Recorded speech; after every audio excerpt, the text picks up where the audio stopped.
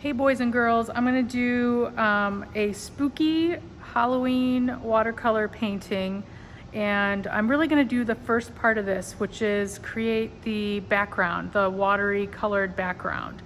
And I first need to start by drawing this a little bit. So I'm gonna move this over and get to my piece of paper here.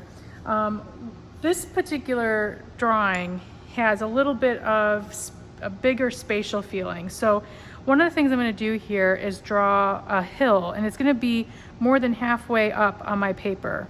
And I know I borrowed this lesson, I've done this with students, from somebody, and I couldn't tell you who it was because it's been quite a while since I've done this, it's been many years, but it's a fantastic lesson. So if somebody, an art teacher, sees this as theirs, I thank you very much, because it is not my original idea. And then I'm going to draw up here on the hill, within that space there. I'm going to slide it down a little bit so you can see. I'm going to draw just the very basics of a house. So I think I'm going to draw, of course, just start with my kind of square.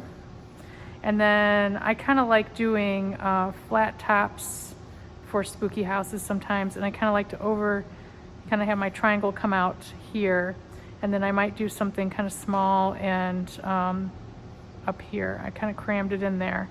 And then I might even do off to the side, I like to do kind of like a funny little, something that almost doesn't make sense. A house that you kind of don't see this all the time like that. And then another little offshoot here of another kind of spot. And maybe, you can even do another one over here if you wanted to. So, and that's it, because I'm gonna deal with that kind of later. And then I've got my hill here, and the only other thing I need is my pathway all the way down. So I'm going to start by kind of imagining where my front door is. So here's the front door, and probably a little bit wider, like maybe you're coming up to the house and it's not like a driveway, it's kind of like a house up on a hill with a path. I'm going to kind of curve down, and then I'm going to come all the way off down here. So I'll slide this up so you can kind of see what that looks like at the bottom here. So all the way down here. And I'm going to start up here too.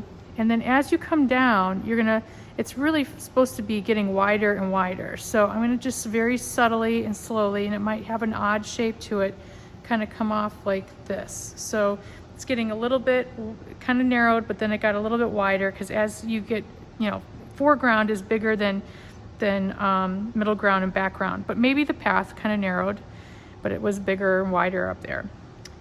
That's kind of the way it is. So really, those are the only things I'm drawing right now on my drawing. So I'm gonna put my pencil down, and then I'm gonna get to the watercolor part of this. So the first thing I'm gonna watercolor is going to be my kind of grassy areas here. So I'm gonna start with some greens and a little bit of some brown, I think. And what I'd like to do is kind of pre-moisten my paint sometimes with a little water. Not a lot, but just a little bit. And I want to make sure I've got my greens and my blues ready, and little purples too, that kind of deeper green. Any kind of paint will work, and you can really mix any kind of color too if you don't have like a set that has all these colors.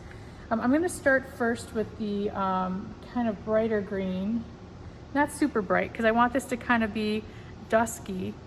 And I'm going to paint in, slide this up a little bit. Paint this, and I'm going to add a little bit of this earthier green too, especially along my path here. Kind of let those colors mix. And I'm not looking for a flat color, I'm looking for a mixy color. So I'm looking for kind of both. And I'm going to kind of leave those areas alone. Once I've painted them, I'm just going to kind of leave that alone. And as I get up here higher, it might be a little darker, and maybe it's going to be a little browner. And one thing about watercolor paper, which is what I'm using, and you really can use any kind of paper, drawing paper works, any kind of art paper. Even if you don't have this kind of paper at home, you can use even like copy paper. Anything will really work. And you just have to figure out kind of the limitations of the materials you have. But this paper, I know, and really any paper, will over time kind of pill up a little bit if it gets overworked. So I don't want to overwork this paper, which means I don't want to make a lot of brush strokes on the same spot over and over and over again, because that will make the paper kind of weakened, pill up a little bit, kind of like a pilly sweater. And it just doesn't look as nice. So I'm just kind of making a few strokes on each spot and leaving it alone. So that looks pretty good. I like the way that looks. When it dries, it'll look a little bit more natural. I'm going to rinse my brush a little bit.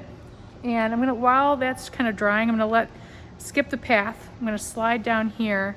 And I'm going to start on the top part of my painting here. Now, if you wanted a moon, I didn't include that in my other one, but if you wanted to have like a little moon, I might take my paint here and get a little yellow.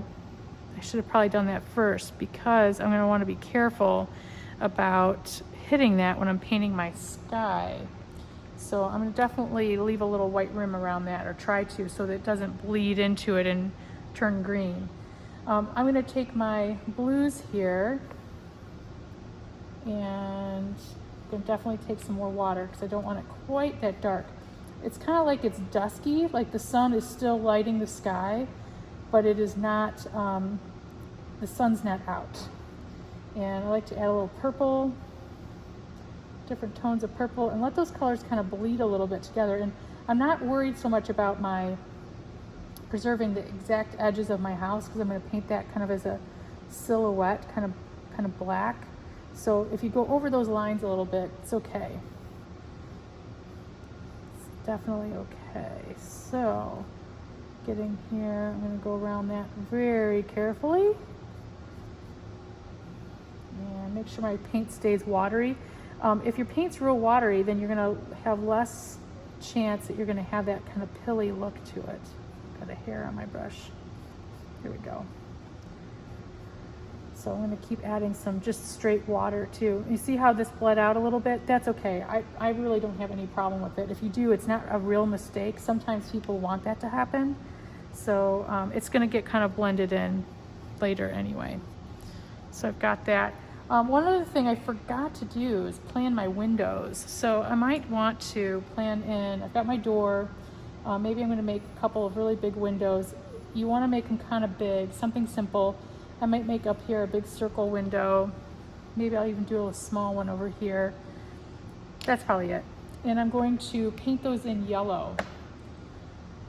Again, I'm going to overshoot it a little bit because I'm going to paint the whole rest of this black later. So I'm just going to make sure I get those windows well painted. Just let that dry because today is not the day for the black. Now I'm going to do my path, and my path can be kind of, I don't know, let's see, I'm thinking maybe a little bit of brown, and I might do a little tiny bit of black on this. But I'm going to start with a little bit of brown, probably darker up here. Try not to let that bleed into my yellow door. Again, if any of these things bleed in, just ignore it and keep going, rolling with it. So it's going to probably be more shadow up here because everything closer should be a little tiny bit lighter, especially in a dusk type of situation. It's going to be darker further away. So I'm going to get a little bit of this color down here, but I'm definitely going to stretch out the water. I'm just dipping in straight water right now. I'm pulling some of that paint down. Put a little more paint. And I do like the brown. The other one I did mostly black, but I think what I'm going to do is just do a little dry brush kind of black on top. So that looks good. Okay, so right now it's a little wet for dry brush, so I might do that on the next step. Might just add a little, ooh, yeah, that's really dark. I'm gonna clean my brush off. Let that kind of bleed in a little bit. Maybe add a couple little spots of dark, and I'll do the dry brush part in part 2. Now I'm going to do my part 2 tomorrow. I'm going to let this dry overnight. I know that I might do some of the next part with marker. And if I want to use a marker, and if you're using a marker, you most definitely want this to be 100% dry because it will definitely ruin a marker to use it on top of even a damp painting. So I'm going to kind of let that go. Alrighty, going to let this dry and do part 2 tomorrow. Can't wait to see what you come up with.